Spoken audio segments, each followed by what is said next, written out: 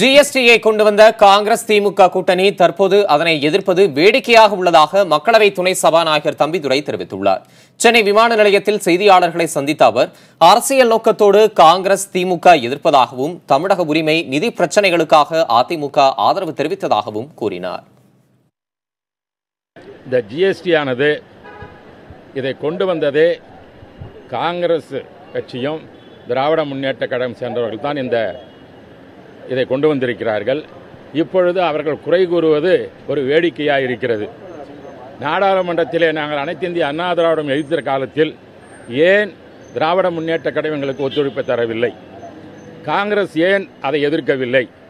மற்ற எதிர்க்கட்சிகள் எல்லாம் அன்று ஏன் எதிர்க்கவில்லை? தமிழகத்தினுடைய உரிமையையும் தமிழகத்தினுடைய பல்வேறு பிரச்சனைகளை தீர்ப்பதற்கு நிதியானது அதிகம் தேவை என்று நன்றாக தெரியும். இது கூட்டாட்சி தத்துவம் உள்ள ஒரு நாடு, கோஆப்டிவ் ஃபெடரலிசம் என்று சொல்வார்கள். ஆகவே அதன் அடிப்படையில் பார்க்கும் பொழுது தமிழகத்திற்கு எங்களுடைய உரிமைகள் பறிபோயிருக்கிறது என்பதுதான் சொல்ல முடியும்.